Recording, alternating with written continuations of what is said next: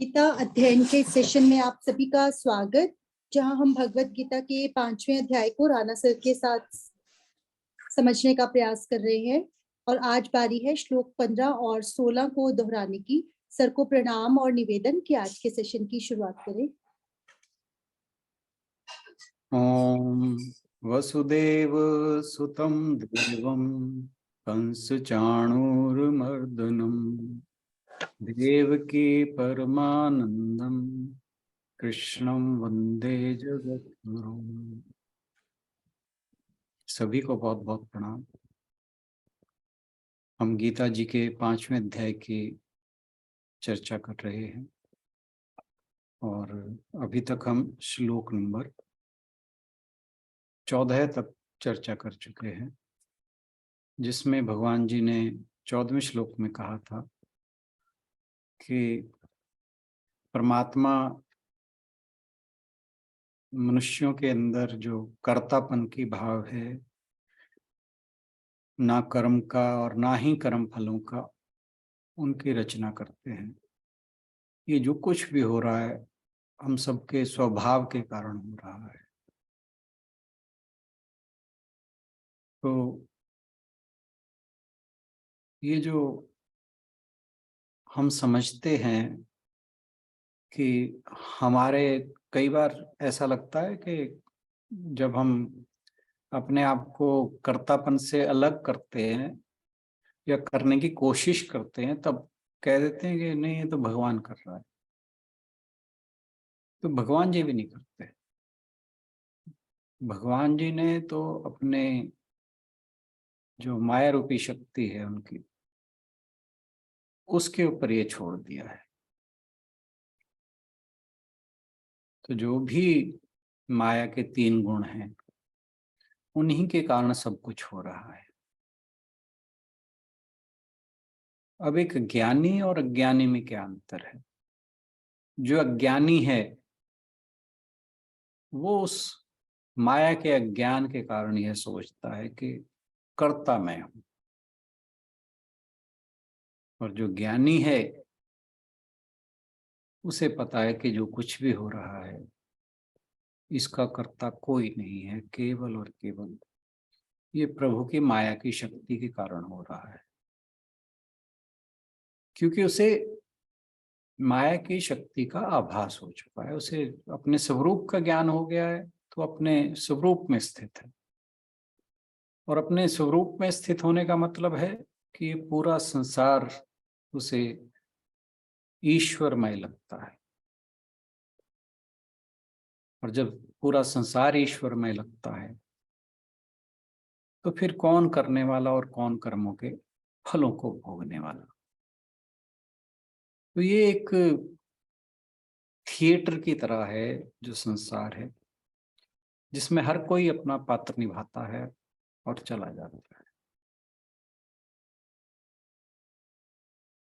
जो उस पात्र को, अपने आप को उस पात्र के साथ आइडेंटिफाई कर लेता है कि मैं यही हूं, तो वो संसार में फंस जाता है। जैसे कोई नाटक चल रहा है, जो उसका एक्टर है वहां अभिनय कर रहा है। मान लीजिए कोई राम का अभिनय कर रहा है, कोई रावण का अभिनय कर रहा है, तो जो अभिनेता है वो अपने आप को राम समझने लगे या अपने आप को रावण समझने लगे और उसी प्रकार व्यवहार करने लगे, तो समझ लीजिए कि वो फंस गया है, क्योंकि वो इसकी रियल नेचर नहीं है।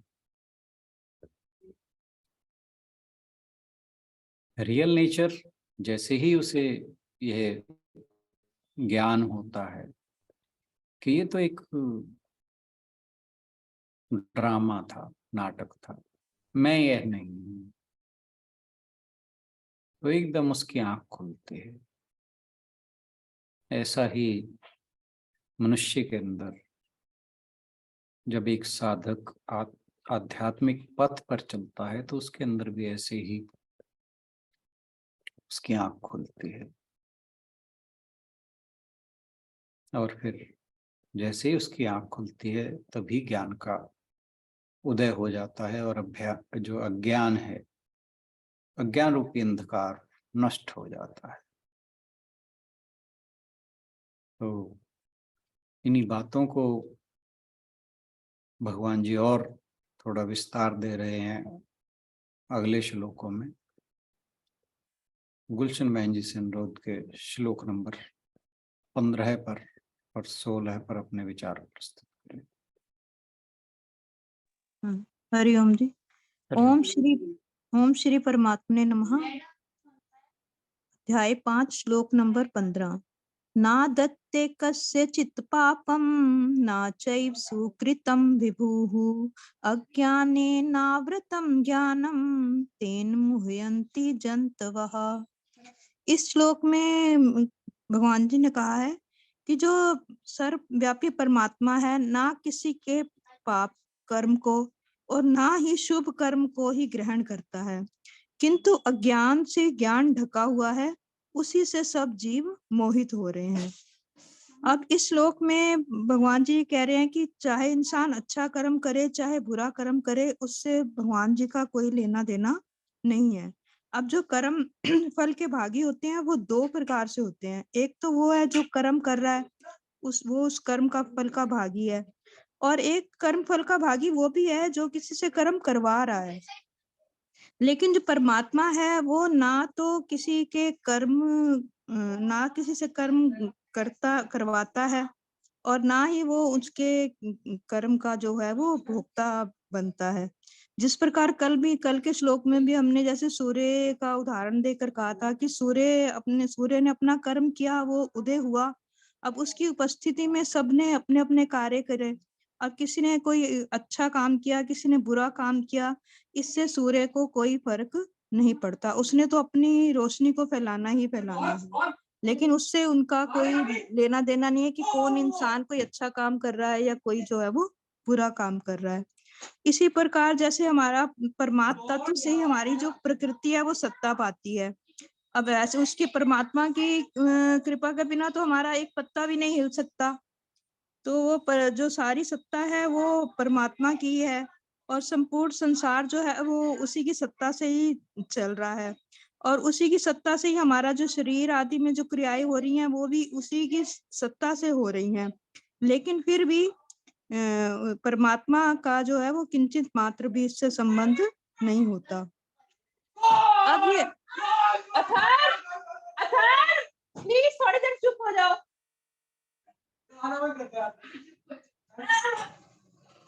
अब ये मनुष्य पर है कि वो अपने को कर्ता माने, कर्म फल का भागी माने, या अपने संपूर्ण कर्मों को भगवान को अर्पण कर दे और कहे कि मैंने सारे जो कर्म करे हैं वो अपने लिए नहीं करे, भगवान के लिए करे हैं। तो वो थोड़ा मुक्ति के मार्ग पर या वो कर्म बंधन से जो है वो मुक्त हो जाता है। अब भगवान परमात्मा ने तो उसे कर्म करने की स्वतंत्रता दे रखी है। उसे परमात्मा से ही स्वतंत्रता मिली हुई है कि वो किस अपने कर्मों का सदुपयोग करता है या अपने दुरुपयोग करता है। अगर सदुपयोग करता है तो वो कर्म बंधन से मुक्त हो जाता है। अगर दुरुपयोग करता है, अपने आप को कर्ता मानता है, कर्म फल का भागी मानता है, तो वो जो है वो बंधन में पड़ा रहता है। और इस तरह से जो अपने मतलब उसको अपने वैसे तो मनुष्य के अंदर जो ज्ञान है, उसके अंदर ज्ञान तो भगवान ने विवेक बुद्धि तो उसे पहले पीछे भी कहा था कि हमने भगवान ने उनको विवेक बुद्धि तो दी है ना कि तुझे क्या कर्म करना है, तुझे अच्छा कर्म करना है या तुझे बुरा कर्म करना है। अब ये इंसान के ऊपर है कि वो अपनी विवेक बुद्धि का प्रयोग करता है या नहीं करता। अब उसको स्वरूप का ज्ञान तो उसको है, सभी मनुष्यों में स्वतः सिद्ध है ही है। लेकिन अज्ञान के कारण जो मनुष्य का ये वाला ज्ञान ढका हुआ है कि मुझे सही कर्म करना है या खराब कर्म करना है, तो इसी के कारण इसी अज्ञान के कारण जो है वो जीव जो है वो मूढ़ता को प्राप्त हो रहा है। और भगवान ने मनुष्य को विवेक दिया हुआ है जिसके द्वारा वो अपनी इस मूढ़ता का नाश कर सकता है। और अपने विवेक वो अगर ऐसा नहीं करता तो वो एक तरह से वो जंतु के समान ही, जैसे इस श्लोक में बोला है ना कि वो जंतु मतलब पशु के समान है। अब पशु में देखा जाए तो पशुओं में और जीव में क्या फर्क है? सारे काम वो हम भी करते हैं, पशु भी करते हैं, खाते हैं, पीते हैं, सोते हैं, वो आनंद जो लेना था वो भी मनुष्य भी लेता है, पशु भी लेता है। लेकिन फर्क क्या है? एक विवेक का फर्क है कि पशुओं में विवेक बुद्धि नहीं होती, लेकिन मनुष्यों को भगवान ने विवेक बुद्धि दे रखी है। तो और जो विवेक बुद्धि का करेगा, इस्तेमाल करता है, वो जो है वो अ, अच्छे कर्म करेगा। लेकिन जो नहीं करता तो वो एक तरह से वो पशु के समान ही माना जाएगा। अब इंद्रियों का भोग जो है वो पशु भी करते हैं, मनुष्य भी करते हैं। तो इसलिए वो अगर उनको अपनी इंद्रियों को लगाम लगा के मनुष्य सही ढंग से इंद्रियों को सही तरफ ले जाता है, तो वो उससे अच्छे ही कर्म होंगे। नहीं तो पशु भी इंद्रियों का भोग तो पशु भी कर ही रहे हैं। तो इस तरह से इस श्लोक में यही कहा गया है कि मनुष्य जो है वो अपने ज्ञान को आगे, मतलब अपने विवेक बुद्धि से अपने ज्ञान को बढ़ाए और इससे वो मतलब ये ज़्यादा इतना ही समझ आया कि अपने ज्ञान को बढ़ाकर जो हमारा अज्ञान का आवरण है उसको हमें हटाना है और अपनी विवेक बुद्धि का प्रयोग करके हमें जो निष्काम कर्म करने हैं, कर्म बंधन से मुक्त होना है। चलिए, और आगे थैंक यू। हाँ जी, और कौन बोलना चाहेगा इन श्लोकों पर? श्लोक नंबर 15। विजय जी ने ज्वाइन किया। विजय जी। हाँ जी, हरिओम जी। हरिओम।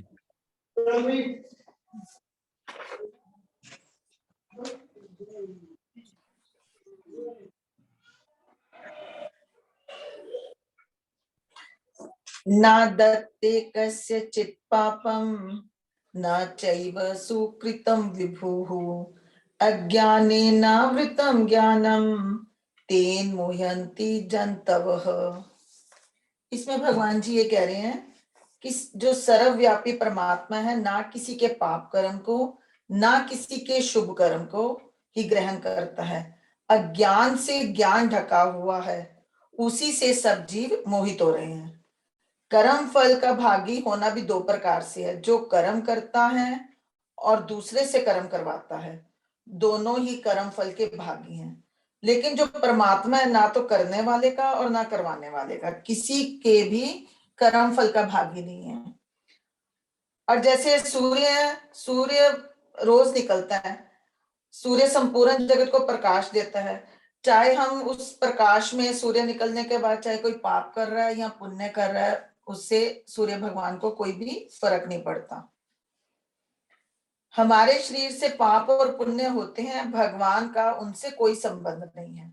भगवान ने तो मनुष्य को स्वतंत्रता दे रखी है कि वह कर्मों का फल भागी अपने को भी मान सकता है और भगवान को भी मान सकता है। लेकिन हम अपने संपूर्ण कर्म और कर्म फल भगवान को अर्पित कर सकते हैं। अगर हम सब कर्म फल भगवान को अर्पण कर दें तो हम उससे मुक्त हो जाएंगे। जैसे हमारे शरीर में नित्य परिवर्तन हो रहा है, हम ना भी चाहें तब भी हमारे शरीर में भी परिवर्तन रोज हो रहा है। हमें पता भी नहीं कब, जैसे बचपन आया, फिर युवावस्था, फिर वृद्धावस्था, हमें पता भी नहीं लगा। अगर हम चाहें ना हो तब भी ये शरीर में परिवर्तन तो हो गई होगा। शरीर तो हमारा हर पल बदल रहा है, ना चाहते हुए भी शरीर प्रतिदिन बदल रहा है। अगर हम परिवर्तनशील पदार्थों से असंगता का अनुभव कर लें तो अज्ञान मिट जाएगा और हमें मतलब तत्व ज्ञान की प्राप्ति हो जाएगी। ऐसे इंद्रियों का ज्ञान सीमित है, इंद्रियों के ज्ञान से बुद्धि का ज्ञान असीम है। बुद्धि का ज्ञान मन और इंद्रियों के ज्ञान को प्रकाशित करती है। अगर हम अपने मतलब विवेक से काम नहीं करते तो वह पशु के समान है। इंद्रियों के द्वारा भोग तो पशु भी भोगते हैं, लेकिन उन भोगों को भोगना मनुष्य जीवन का लक्ष्य नहीं है। जैसे अंधकार में सूर्य को ढकने की सामर्थ्य नहीं है, ऐसी अज्ञान में ज्ञान को ढकने की समर्थ नहीं है। ज्ञान नहीं ढकता बल्कि बुद्धि ढकती है। लेकिन मनुष्य का ज्ञान ढका हुआ दिखता है। जो हमसे घुला मिला है उस परमात्मा को तो हमने अपने से अलग मान लिया, और जो हमसे अलग है उस शरीर को हमने अपने से घुला मिला मान लिया। यह अज्ञान है। वो जो अपनी आईडी और नीचे चलनी है।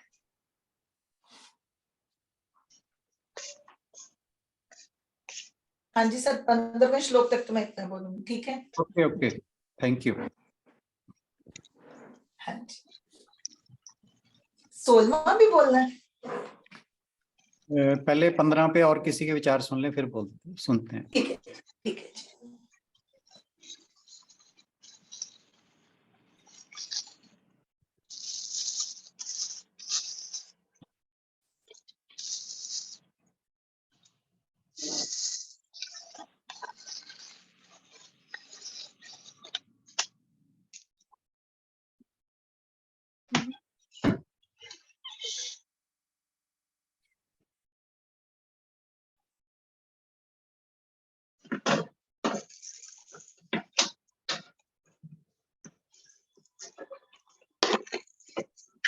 कोई और अपने विचार रखना चाहे अगर श्लोक 15 पर तो रख सकते हैं। सावित्री बहन जी ने ज्वाइन की। मिसेस पुरी, आप बोलना चाहेंगे? सर आइए, मैं अभी पहुंची हूँ, कोई कपड़े भी नहीं, चेंज नहीं करे। कोई नहीं, हमने तो आपको अनम्यूट देख के बोल दिया। हरदीप भाई साहब।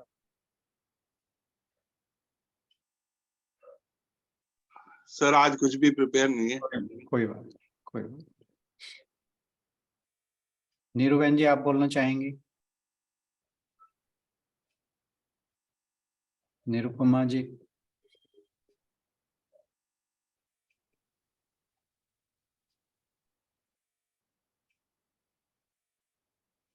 चलिए तो नेक्स्ट श्लोक पर चलते हैं। गुलशन बहन जी, आप स्टार्ट करोगे कि विजय बहन जी से कराएं?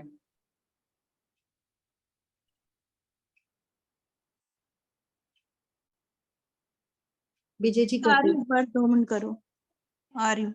ओके ओके, विजय बहन जी आप 16वां शुरू करिए। हाँ जी। ज्ञानेन तु तज्ज्ञानम येषां नाशितमात्मनः तेषामादित्यवज् ज्ञानम प्रकाशयति तत्परम्। परंतु जिन्होंने अपने जिस ज्ञान के द्वारा अज्ञान का नाश कर दिया है, वह ज्ञान सूर्य की तरह परम तत्व परमात्मा को प्रकाशित कर देता है। अपनी सत्ता और शरीर को अलग अलग मानना तो ज्ञान है, अगर हम इसे एक माने तो अज्ञान है। जैसे पहले मैं बालक था, फिर युवा, वृद्ध हुआ, इस परिवर्तन का तो हमें ज्ञान है, लेकिन अपनी सत्ता के परिवर्तन का हमें ज्ञान नहीं है। मैं मेरापन को हम जड़ से हम शरीर को लेंगे ना, भी हमारा शरीर जैसे जड़ है के साथ ना मिलाकर विवेक को महत्व दें। हमेशा शरीर बदलता है, स्वयं में बिल्कुल में भी परिवर्तन नहीं होता। शरीर मैं नहीं और बदलने वाली वस्तु भी मेरी नहीं। यही विवेक के द्वारा अज्ञान का नाश करना है। जैसे हमें विवेक के द्वारा ज्ञान हो जाता है कि शरीर बदलने वाला है और जो चेतन शक्ति नित्य रहने वाली है, तब हमें अपने स्वरूप का सचेत विबोध है, बोध हो जाता है। जैसे सूर्य के उदय होने पर नई वस्तु का निर्माण तो नहीं होता, बल्कि अंधकार के ढक जाने से वह वस्तु हमें दिखाई देने लगती है। हमें अज्ञान के कारण परमात्म तत्व का अनुभव नहीं होता, लेकिन विवेक के द्वारा अज्ञान मिटते ही परमात्म तत्व का बोध हो जाता है। सर एक चीज और मेरे दिमाग में कल आ रही थी, जैसे इसी से हमारा हमेशा शरीर थकता है, और जो परमात्मा अंदर बैठा हुआ वो तो देख लो हर वक्त जिस चीज की हमें जरूरत है वो अपने आप ही खून भी बना रहा है, अंदर किडनीज को, लिवर को, हर चीज जो पहुंच रही है वो पहुंच रही है। हमारा शरीर थक जाता है, हम सो जाते हैं, जी पर लेकिन वो परमात्मा तो कभी भी नहीं सोता, अंदर बैठा हुआ, वो ना वो कभी थकता। अगर वो थक जाए तो हम रहेंगे ही नहीं। नहीं, तो बात वही तो समझाई जा रही है कि हाँ जी, हाँ जी, हाँ जी, भगवान तो करता है ही नहीं, हाँ जी। और ना ही उसमें कोई चेंज है। हाँ, जो हमारी आत्मा तो मतलब वही है ना, एक जो कुछ भी चेंज हो रहा है वो सारा या तो हमें संसार में दिखाई देता है या अपने अंदर हाँ, जड़ में, जो जड़ है, हम मतलब जड़ को ही तो अपना मानते हैं ना, ये संसार भी जड़ है। चेतन भी, चेतन, हालांकि हर चीज की चेतनता उस ईश्वर पे ही निर्भर है, लेकिन हमें वो चलती फिरती दिखाई देती है। हाँ जी, एक पत्थर है, वो तो हमें चलता हुआ दिखाई नहीं देता। बिल्कुल। एक पशु, पक्षी, मनुष्य, ये सब चलते हुए दिखाई देते हैं।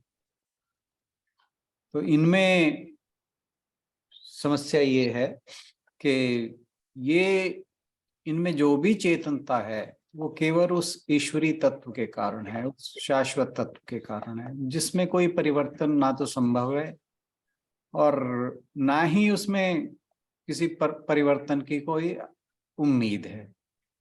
वो सदा सर्वव्यापी, क्योंकि चेंज किस चीज में होता है? जो चीज यहाँ है कहीं और नहीं है।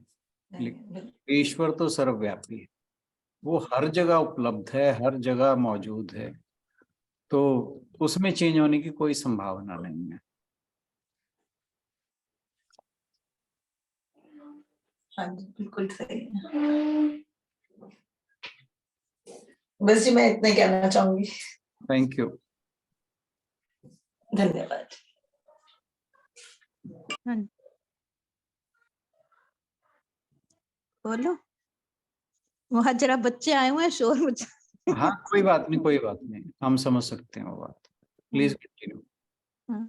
अब इसमें जो इससे पहले के श्लोक में भगवान जी ने बताया था कि अज्ञान के द्वारा ज्ञान ढका जाने के कारण सब जीव जो है वो मोहित हो रहे हैं, लेकिन अपने विवेक के द्वारा वो अज्ञान का नाश कर देने पर जिस ज्ञान का उदय होता है उसके विषय में जो है वो इस श्लोक में अब बता रहे हैं भगवान जी। और भगवान जी कह रहे हैं कि जिन्होंने अपने जिस ज्ञान के द्वारा उस अज्ञान का नाश कर दिया है, उसका ये ज्ञान सूर्य की तरह परम तत् परमात्मा को प्रकाशित कर देता है।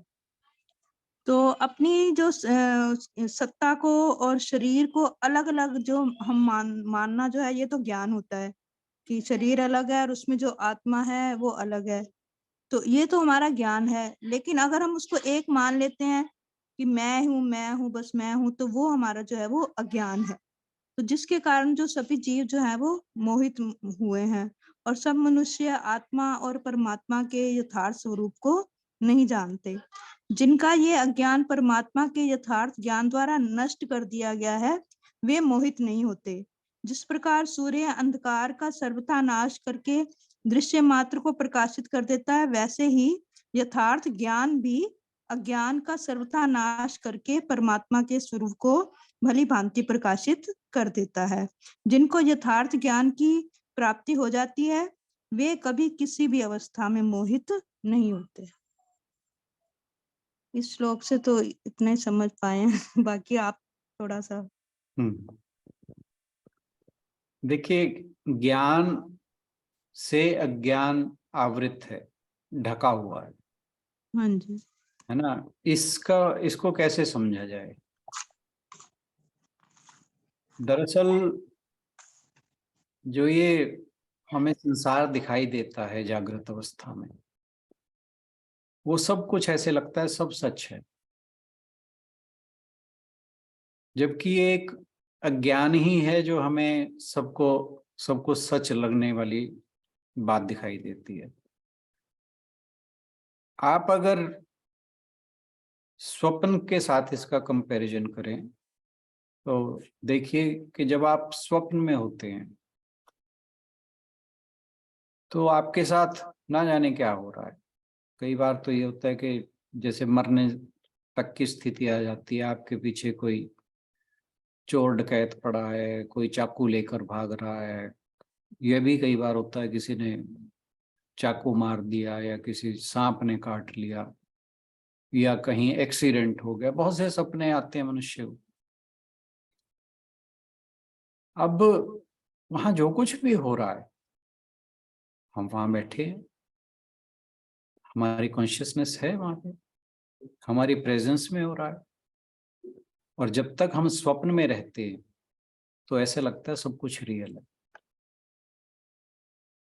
ऐसा लगता है कि अब मान लीजिए कोई मेरे पीछे कोई चाकू लेकर भाग रहा है, तो मैं ये नहीं कहूंगा कि भाई ये तो सपना है, कुछ नहीं हो रहा। जब तक मैं स्वप्न देख रहा हूं, वो जो चाकू लेकर भाग रहा है वो भी रियल है, और मैं सच में डर रहा होता हूं। जो कुछ भी घटित हो रहा है उस सपने के अंदर, सब कुछ ऐसे लगता है कि जैसे वो मेरे साथ बीत रहा है। और देखिए कि हम बेड पर लेटे हैं, लेकिन हर चीज का हम एक्सपीरियंस कर रहे होते हैं। हम भाग भी रहे हैं, नाच भी रहे हैं, डर भी रहे हैं, लड़ भी रहे हैं। एक अलग सी सत्ता हमें दिखाई देती है, लेकिन हम वहां मौजूद हैं। अब जैसे ही हम जागते हैं, वैसे ही मान लीजिए किसी ने, सांप ने मुझे काटा है या किसी ने लूट लिया मुझे, या मैं एकदम से भिखारी हो गया या मेरा एक्सीडेंट हो गया, जैसे ही मैं उठता हूँ, अरे नहीं ये तो स्वप्न था। मुझे वो सब यह मान लेने में कोई दिक्कत नहीं होती कि ये सब मिथ्या था। ये जो हमारी जागृत अवस्था है, ये एक एक्सटेंडेड इल्यूजन है। ये खोल तो लो। ये जो हमारी जागृत अवस्था है, ये हमारा एक एक्सटेंडेड स्वप्न है। स्वप्न तो हम थोड़ी देर के लिए सोते हैं, उसमें हमें लगता है कि ये मिथ्या था, जबकि हमारे जागृत अवस्था का समय ज्यादा है। हमें लगता है कि ये जो संसार है ये सब सच है। क्यों? क्योंकि इसकी जो ड्यूरेशन है, जो हमारे सामने घटित हो रहा है, वो चेंज बड़ा स्लो है तो सही। हमें दिखाई भी देता है, हम देखते हैं कि हम पहले बच्चे थे, फिर जवान हुए, फिर प्रौढ़ हुए, फिर बूढ़े हो रहे हैं, फिर एक दिन मृत्यु को प्राप्त होंगे। तो चेंज है, पर वो ड्यूरेशन इतनी लंबी है, जैसे किसी की 100 साल की होगी, 50 साल की होगी, 70 साल की होगी, वॉटेवर, है ना। अब स्वप्न जो है वो कुछ घंटे का रहता है, लेकिन ये जो हमारी जागृत अवस्था है, इसकी ड्यूरेशन ज्यादा है। तो इसमें जो चेंज हो रहा है वो हमें आभास नहीं होता उस चेंज का। जबकि जब स्वप्न है, वो तो हम जागते ही पता लग जाता है ये हो गया, ये तो झूठ था। एक सामान्य व्यक्ति और ज्ञानी, ज्ञानी में यही फर्क है कि ज्ञानी यह जानता है, उसने अपने स्वरूप को पहचान लिया है, उसे मालूम है कि ये सब जो जगत है ये एक प्रोजेक्शन है। जैसे स्वप्न हमारे रात के समय हमारे माइंड पर एक प्रोजेक्शन है, वैसे ही ये जो जगत है, ये जागृत अवस्था है, ये भी हमारे माइंड पर एक एक्सटेंडेड, आप प्रोजेक्शन समझ लीजिए। ज्ञानी को इस चीज का पता है, वो इसे मिथ्या समझकर ही जो कुछ करता है।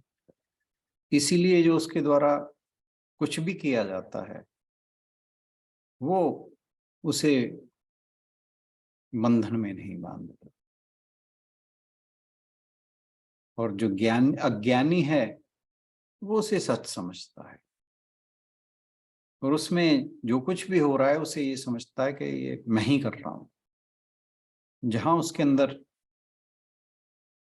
अपनी देहात्म भाव आया, उसने अपने आप को इस नाशवान शरीर के साथ संबद्ध किया, वैसे ही वो इस संसार से बंध जाता है। तो इस प्रकार जो ज्ञान है उसको अज्ञान ने ढक रखा है, और जिस दिन ये ज्ञान का सूर्य उदय होता है, जैसे अंधेरे में आप एक दीपक जला दें तो वो दीपक के जलते ही अंधेरा नष्ट हो जाता है, प्रकाश चाहूं और फैल जाता है। अदरवाइज वो बिल्कुल ऐसे ही है कि जैसे प्रकाश मौजूद तो है, उस प्रकाश को जब हम, जैसे मैंने एक एग्जांपल आपको बताया था कि अगर हम प्लेन ग्लास के थ्रू उसे देखें प्रकाश को, तो वो जैसा है वैसे दिखाई देता है। लेकिन वो ग्लास के अंदर अगर कुछ गड़बड़ है, या प्रिज्म के थ्रू हम देखें, तो वही लाइट हमें रंग बिरंगी नजर आती है, 7 रंगों में बटी हुई दिखाती है।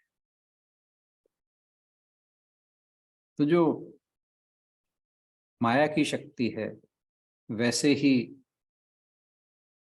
उस एक को अनेक में बदल देती है। जो माया है वो प्रिज्म का काम करती है।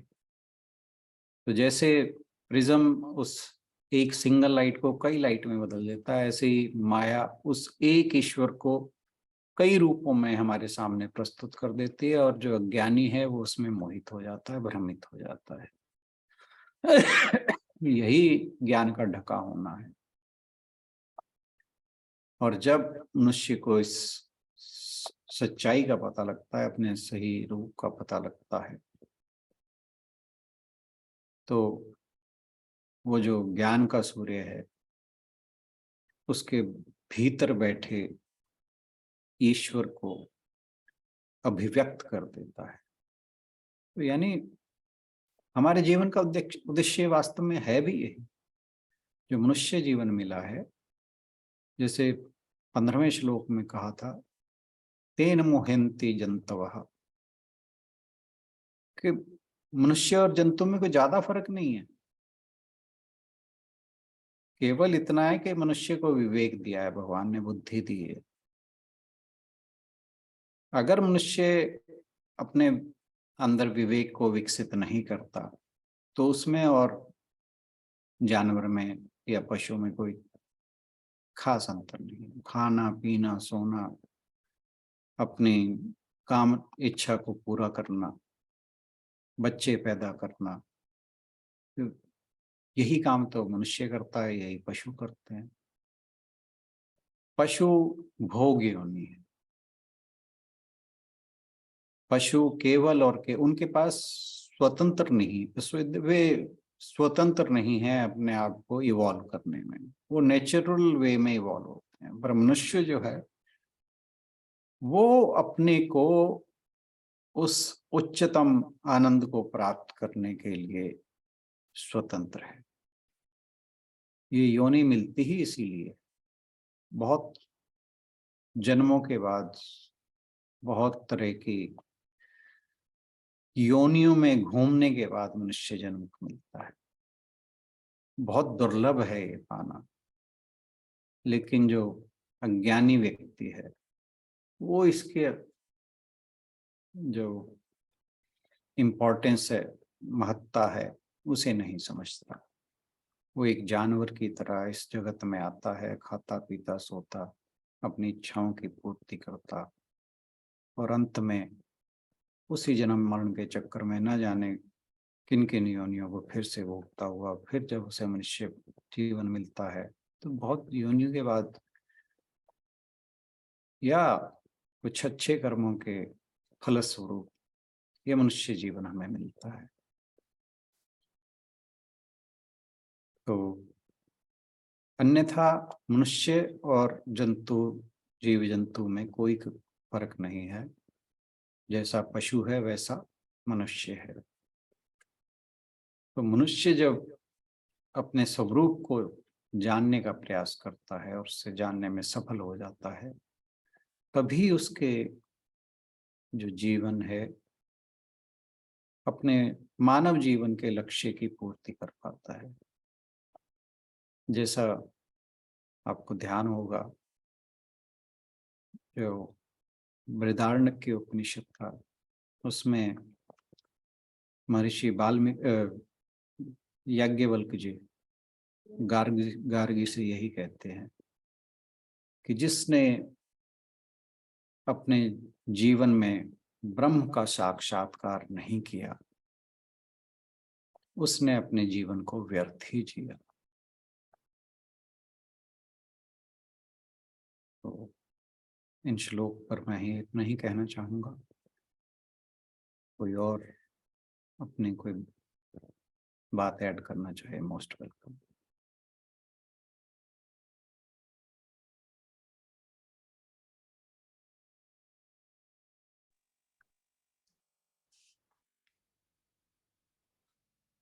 चलिए फिर इस सेशन के समापन की ओर बढ़ते हैं ताकि अगले कार्यक्रम की शुरुआत की जाए।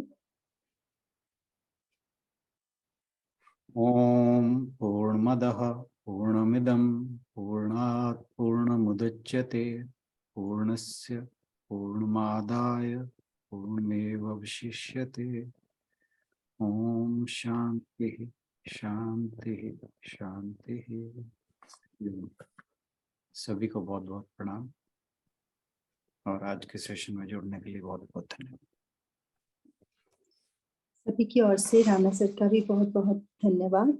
कल मिलते हैं मेडिटेशन सेशन में, लेकिन जाइएगा नहीं क्योंकि इसके बाद हम सब पुराने वर्ष को एक भावभीनी विदाई देने के लिए, भावभीनी कहें सर, कुछ भी कह लें, आनंद पूर्वक विदाई देने के लिए आज एकत्रित हैं और सब उसमें अपना पूरा सबका कंट्रीब्यूशन रहेगा और उम्मीद है कि सभी उसको एंजॉय करेंगे।